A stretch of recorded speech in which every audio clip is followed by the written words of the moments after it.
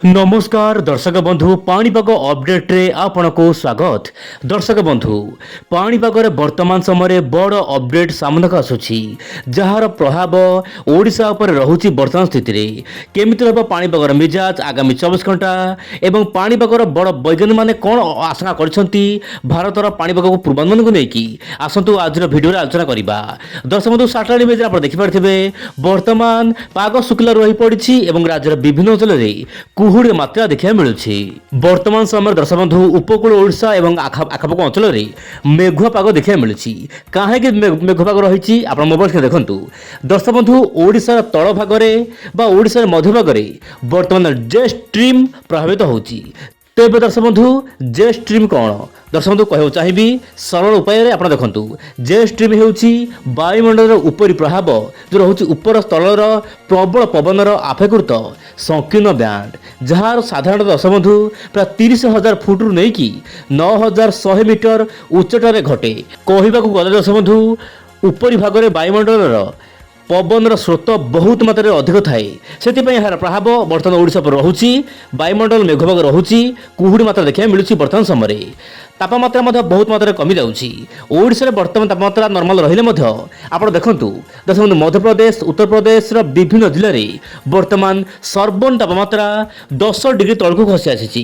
मध्य प्रदेश और यार आखपाख अंचल में एपाई पाणीपाग अपडेट देवाक चेष्टा करुँची कहीं मध्य प्रदेश पाणीपाग बदलिले ओडिशा पाणीपाग बदली थाए कारण जो रोचे मध्य प्रदेश शीतल वायु ओडिशा को प्रभावित होता है। मध्य प्रदेश जेहेतु दर्शक बंधु वर्तमान 10 डिग्री तले रही तापमात्रा से पाणीपाग सूचना दि जाएगी आगामी 24 घंटा ओडिशा 2 ରୁ 3 डिग्री कमिज तापमात्रा कहीं सेठे तापमात्रा कमुची ओडिशा स्वाभाविक भाव में तापमात्रा कमिब किंतु तापर तापमात्रा कमिबा पर 3 दिन पर दर्शक बंधु 24 घंटा पर 3 दिन पर तापमात्रा प्राय 2 ରୁ 3 डिग्री पुणी थे बढ़ दर्शक बंधु वर्तमान समय हाल्का फुल्का शीत बा शीतल पवन वर्तमान जनजीवन को असुस्थ करे किंतु अत्यधिक भारी शीत हमार कौन आशंका ना।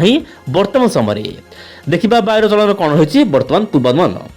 वर्तमान समय दर्शक बंधु मुझे कहली जे स्ट्रीम बर्तमान प्रभावित होची बंगोपसागर उपरी भाग ओडिशा आखपाख अंचल में आप देखो जे स्ट्रीम यही जाऊँगी बर्तमान बहुत भाव में जाऊँगी ऊपर स्थलर वायु जहाँपाई कि पवन बेग बहुत मात्रा ऊपर रही अधिका से जो तल भाग रही आपणकर ओडिशा हो मध्य प्रदेश छत्तीसगढ़ यही सब राज्य मानक वर्तमान जे स्ट्रीम प्रभाव रोचे बादल बाहर दर्शक बंधु बादल बाहर कि बादल में वर्षा हमार कौन आशंका ना। वर्तमान समय आप देखो जे स्ट्रीम जाऊँगी यही समय मध्य गोटे गुरुचाप बलय सृष्टि होती है। देखो यही जगह बंगोपसागर जो रोचे पुरी रू नहीं कि किछि किलोमीटर सागर रे गोटे गुरुचाप बलय रोचे किंतु ऑफिशियल गुरुचाप बलय घोषणा करा जाए नहीं किंतु जहाँ जना पड़ी गोटे घूर्णिमान अवस्था रही जहाँपाई कि समुद्रिक वायु सामान रोचे से जगतसिंहपुर पुरी कटक खोर्धा यार आखपाख अंचल में कुहुड़ी देखा मिलूला आज सकाଳେ सेहीपरि दर्शक बंधु वर्तमान पश्चिम घड़ प्रभाव रही पारे अफगानिस्तान ता सहित जो रोचे आपंकर उपरी भाग में प्रबल मात्रा में वर्षा हो पाए तुषारपात देखा मिल पाए किंतु यही जो प्रचलन रहा सामान्य जम्मू काश्मीर उपरी भाग देव यार प्रभाव वर्तमान समय ना भारत उपर किंतु तापमात्रा कमी आसो न्यू दिल्ली हो हरियाणार विभिन्न जिले में तापमात्रा कमिब शीत जनजीवन को अस्तव्यस्त करे। यह समय आप देखिपे समुद्र वायु ओडिशा मध्य को जाऊँगी कुहुड़ी मात्रा देखा मिल पाए।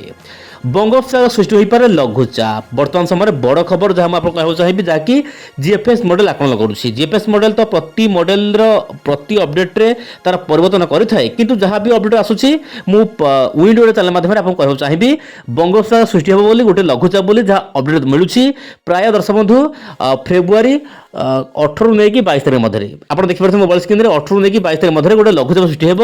ସାଧାରଣତଃ ଦର୍ଶକ ବନ୍ଧୁ ଏହି ସମୟରେ जो ଲଘୁଚାପ ସୃଷ୍ଟି ହୋଇଥାଏ ଜାନୁଆରୀ ରୁ ଫେब्रुआरी ମାସରେ ତାହା ଶ୍ରୀଲଙ୍କା ତାମିଲନାଡୁ ଆଡ଼କୁ ଯାଏ କିନ୍ତୁ ଫେବ୍ରୁଆରୀ 15 ତାରିଖ ପରେ जो ଲଘୁଚାପ ସୃଷ୍ଟି ହେବ ତାହା ସାମାନ୍ୟ ଉତ୍ତର ପଶ୍ଚିମକୁ ଗତି କରେ କାହିଁକି ନା ସୂର୍ଯ୍ୟଙ୍କର ବର୍ତ୍ତମାନ ଉତ୍ତରାୟଣ ଗତି ହୋଇସାରିଛି। ବର୍ତ୍ତମାନ ସମୟରେ ଯେହେତୁ ଲଘୁଚାପ ସୃଷ୍ଟି ହେବ किसी भी हो पारे यह भी ओडिशा आड़क आसीपे किंतु बर्तमान कहना बड़ मुस्किल किंतु यह प्रभाव में श्रीलंकार प्रबल अति प्रबल वर्षा हो पश्चिम झड़ मत आसो लघुचाप आसूसी आगामी दिन में किंतु यह लघुचापर खबर केते सत रही जीएफएस मॉडल यहाँ केते सत रखुची आगामी दिन में यही अपडेट को ଦେଖିବାର କଥା।